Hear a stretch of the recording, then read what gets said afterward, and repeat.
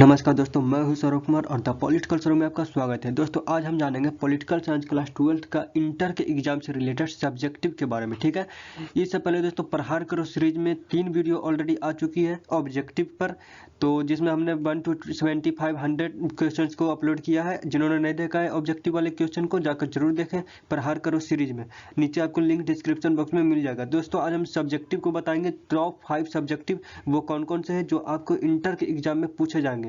तो यह बिल्कुल न्यू वीडियो है दोस्तों, तो जिन्होंने चैनल को सब्सक्राइब नहीं किया चैनल को सब्सक्राइब करके बेल आइकन जरूर दबा दें और दोस्तों में वीडियो को जरूर शेयर करें।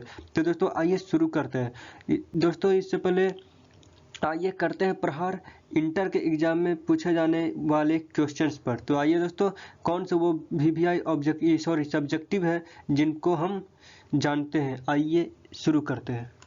तो दोस्तों ऑब्जेक्टिव पर वीडियो हमने ऑलरेडी बना दिया है, जाकर जरूर देख लीजिएगा। आज हम जानेंगे दोस्तों लघु उत्तरीय प्रश्न के बारे में, यानी शॉर्ट आंसर टाइप क्वेश्चन। तो दोस्तों हम वही क्वेश्चन आपको बताएंगे जो आपके एग्जाम में बराबर पूछे जाते हैं। ठीक है, सब्जेक्टिव में लघु उत्तरीय प्रश्न यानी शॉर्ट आंसर टाइप क्वेश्चन में जो प्रश्न आपसे रेगुलर आते हैं, हर एग्जाम में लगभग आते ही आते हैं, हर 2 साल 1 साल में आते हैं, तो वही हम क्वेश्चन आपको बताएंगे। तो पहला क्वेश्चन पूछ रहा है दोस्तों कि भाषा नीति क्या है। तो भाषा के चलते देश में किसी प्रकार की अड़चन या बदलाव, देश में किसी प्रकार की अड़चन या बदलाव ना होने देना ही क्या है, भाषा नीति कहलाती है। मतलब भाषा, जो भारत में कितने प्रकार की भाषाएं बोली जाती है, भारत में 114 प्रकार की भाषाएं बोली जाती है और इन्हीं भाषाओं के चलते देश में कोई विवाद ना हो, इसी नीति को भाषा नीति कहते हैं। ठीक है, भारत में 114 भाषाएं बोली जाती है और हमारी राष्ट्रभाषा क्या है, हिंदी है। हमारी राष्ट्रभाषा हिंदी है।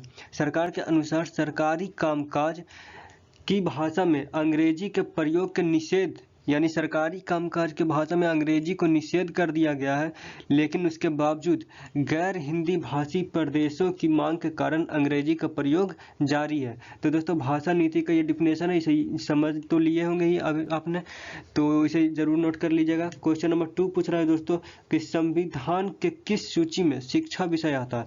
तो दोस्तों संविधान के समवर्ती सूची में आता है। अब समवर्ती सूची क्या है, तो समवर्ती सूची उन सूची को कहते हैं जिसमें समवर्ती सूची उन्हें कहते हैं जिसमें राज्य और देश दोनों कानून बना सकता है। ठीक है, इसे ही समवर्ती सूची कहते हैं।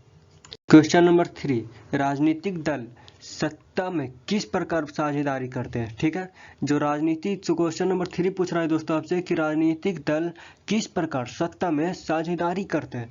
तो दोस्तों इसका उत्तर यही होगा कि लोकतंत्र में व्यापारी, उद्योगपति, किसान, शिक्षक, मजदूर जैसे संगठित समूह सरकार की विभिन्न समितियों में प्रतिनिधि बनकर सत्ता में क्या करते हैं, भागीदारी करते हैं। यानी यह क्वेश्चन आपसे पूछ रहा है कि राजनीतिक जो दल है वो सत्ता में किस प्रकार से साझेदारी करते हैं। तो यह विभिन्न तरह की समितियां प्रतिनिधि बनकर, ठीक है, प्रतिनिधि बनकर सत्ता में भागीदारी करते हैं या अपने हितों के लिए सरकार पर अप्रत्यक्ष रूप से साझेदार बनते हैं। यदि कोई एक समूह सरकार के ऊपर अपने हित के लिए नीति बनाने का दबाव डालता है, ठीक है, तो अगर ये समूह है और अपने हित के लिए सरकार पर क्या कर रहा है, दबाव डाल रहा है नीति बनाने के लिए, अपने हिसाब से कानून बनाने के लिए। जैसे कोई बिजनेसमैन है तो अपने हिसाब से कर रहा है कि बिजनेस में कुछ ढील दी जाए और हमारे हिसाब से नीति बनाए, लेकिन दूसरा समूह इसके विरोध में दबाव डालता कि नहीं ऐसा नहीं हो सकता है, आप ऐसा नहीं कर सकते हैं, आप सभी के लिए समान कानून बना सकते हैं। ठीक है, तो इसकी नीतियों इस प्रकार ना बनाई जाए, दूसरा समूह यह कहता। तो ऐसे विभिन्न समूहों के सक्रिय रहने पर किसी एक समूह का समाज के ऊपर प्रभुत्व स्थापित नहीं हो पाता। तो ये सब काम करते हैं राजनीतिक दल सत्ता में। ठीक है, यानी दोस्तों कि इसका समूह जो बिजनेसमैन है, इसका जो दबाव पड़ रहा था सरकार पर, इसका दबाव के चलते सरकार इसका बात क्या करेगी, नहीं मानेगी। ठीक है, तो ये फायदे वाली बात हो गई, तो इसे नोट कर लीजिएगा कि राजनीतिक दल किस प्रकार सत्ता में भागीदारी करते हैं। दोस्तों क्वेश्चन नंबर 4 आपका पूछ रहा है कि विविधता में एकता से आप क्या समझते हैं, यानी अनेकता में एकता। ठीक है, विविधता में एकता की जगह पर आपसे एग्जाम में क्वेश्चन इस प्रकार भी आ सकता है कि अनेकता में एकता से आप क्या समझते हैं। विविधता और अनेकता दोनों एक ही चीज है। ठीक है, तो विविधता में एकता से आप क्या समझते हैं। तो दोस्तों इसका उत्तर होगा कि विविधता में एकता भारत की पहचान है। ठीक है, या किसी भी लोकतंत्र का एक स्वाभाविक गुण है।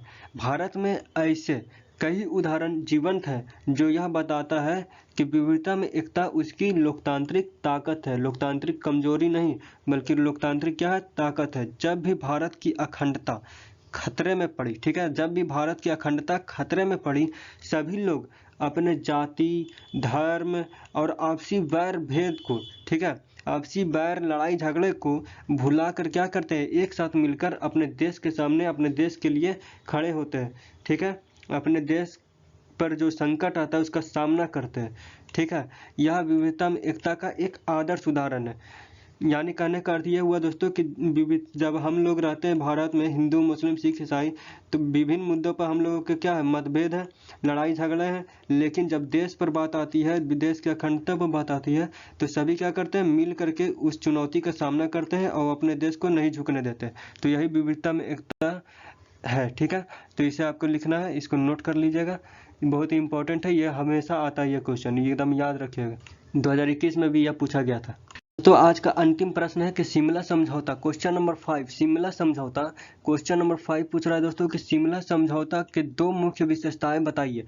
तो आपको यह नोट कर लीजिएगा कि शिमला समझौता के दो मुख्य विशेषताएं निम्नलिखित है। पहले आपको ये लिखना है कि शिमला समझौते के दो मुख्य विशेषताएं निम्नलिखित है, और पहला का डैश देकर के नियंत्रण रेखा से दोनों देशों की सेनाओं की वापसी की जाए, अर्थात जीता हुआ प्रदेश वापस किया जाए। और दूसरा पॉइंट, भारत द्वारा बंदी बनाए गए 1 लाख सैनिकों को रिहाई, ठीक है।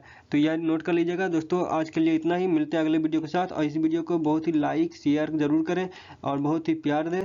तो अगला वीडियो आपको डिस्क्रिप्शन बॉक्स में मिल जाएगा, और पीछे वाला वीडियो जिन्होंने नहीं देखा ऑब्जेक्टिव, वो भी देख लीजिएगा, आगे भी ऑब्जेक्टिव अपलोड होंगे।